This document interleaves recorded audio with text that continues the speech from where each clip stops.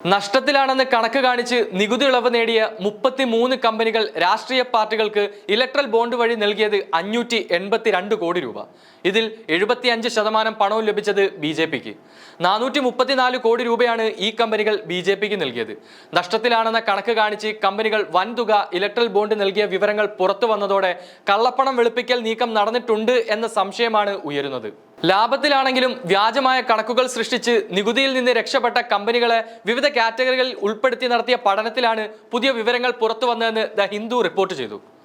33 കമ്പനികൾ 2016-17 സാമ്പത്തിക വർഷം മുതൽ 2022-23 വരെ തുടർച്ചയായ 7 വർഷം നഷ്ടത്തിലാണെന്ന കണക്കുകൾ കാണിച്ച കമ്പനികളാണ്. ഇവയുടെ എല്ലാം ചേർന്നുള്ള നഷ്ടം ലക്ഷം കോടിക്ക് മുകളിലാണ്.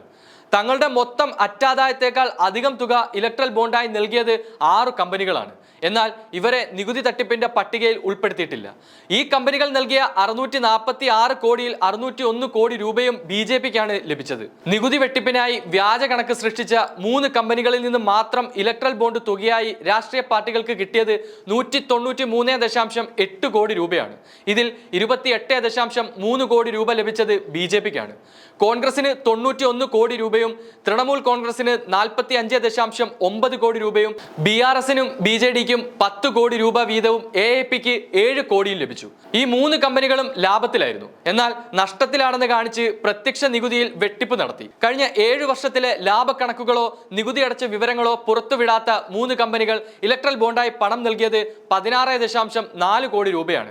ഇതിൽ BJPക്ക് 4.9 കോടി രൂപ ലഭിച്ചു. ഈ സംഭാവന നൽകിയത് കള്ളപ്പണം വെളുപ്പിക്കലിൽ ഏർപ്പെട്ടിരുന്ന ഷെൽ കമ്പനികളാണോ എന്ന സംശയം ഉയരുന്നു. ഇലക്ട്രൽ ബോണ്ട് സംബന്ധിച്ച് RBIക്ക് തുടക്കം മുതൽ സംശയം ഉണ്ടായിരുന്നതായി ധനമന്ത്രാലയവും RBIയും തമ്മിൽ നടത്തിയ ആശയവിനിമയങ്ങളുടെ വിവരങ്ങൾ ചൂണ്ടിക്കാണിച്ച് ദ ഹിന്ദു പത്രം റിപ്പോർട്ട് ചെയ്തിട്ടുണ്ട്. 2017 ജനുവരി 30 ധനകാര്യ മന്ത്രാലയത്തിന് അയച്ച കത്തിൽ RBI ചീഫ് മാനേജർ സംശയങ്ങൾ പങ്കുവച്ചിരുന്നു. ഇലക്ട്രൽ ബോണ്ടിന്റെ സുതാര്യതയെ സംബന്ധിച്ചായിരുന്നു RBI ആശങ്ക വ്യക്തമാക്കിയത്. ആരാണ് രാഷ്ട്രീയ പാർട്ടിക്ക് ബോണ്ട് സംഭാവന നൽകിയതെന്ന് അറിയാൻ കഴിയില്ല. കള്ളപ്പണം വെളുപ്പിക്കൽ നിയമത്തിന്റെ തത്വങ്ങളെ പ്രതികൂലമായി ബാധിക്കുന്ന ഘടകങ്ങളും ഇലക്ട്രൽ ബോണ്ടിലുണ്ടെന്ന് RBI ചൂണ്ടിക്കാട്ടുന്നു. ഇലക്ട്രൽ ബോണ്ട് സംവിധാനത്തിന്റെ വശങ്ങൾ പൂർണ്ണമായി RBIക്ക് മനസ്സിലായിട്ടില്ല എന്നായിരുന്നു ധനമന്ത്രാലയം ഇതിന് മറുപടി നൽകിയത്. അതേസമയം ഇലക്ട്രൽ ബോണ്ട് ഭരണഘടനാ വിരുദ്ധമെന്ന് ആദ്യം പറഞ്ഞത് CPIM ആണെന്ന് MV ഗോവിന്ദൻ മാസ്റ്റർ. തങ്ങൾ ഉന്നയിച്ച ഈ വാദമാണ് സുപ്രീം കോടതി ശരിവെച്ചതെന്നും ഗോവിന്ദൻ മാസ്റ്റർ പറഞ്ഞു. മലപ്പുറം കോട്ടക്കൽ റാലിയിൽ സംസാരിക്കുകയായിരുന്നു അദ്ദേഹം. ഇടതു സർക്കാർ പ്രകടന പത്രികയിൽ പറഞ്ഞത് നടപ്പാക്കി. BJP വർഷം 2 കോടി ജനങ്ങൾക്ക് തൊഴിൽ നൽകുമെന്ന് പറഞ്ഞു. ഒന്നും ലഭിച്ചില്ല. ലോകത്ത് തൊഴിലില്ലായ്മ ഏറ്റവും കൂടുതലുള്ള രാജ്യമാണ് ഇന്ത്യ. 60 ലക്ഷം പേരെ കൊന്ന ഹിറ്റ്ലറാണ് ഗോൾവാർക്കറുടെ റോൾ മോഡൽ. മാത്രമല്ല, ആഭ്യന്തര ശത്രു എന്ന നിർവചനം ഹിറ്റ്ലറുടെ ആശയമാണ്.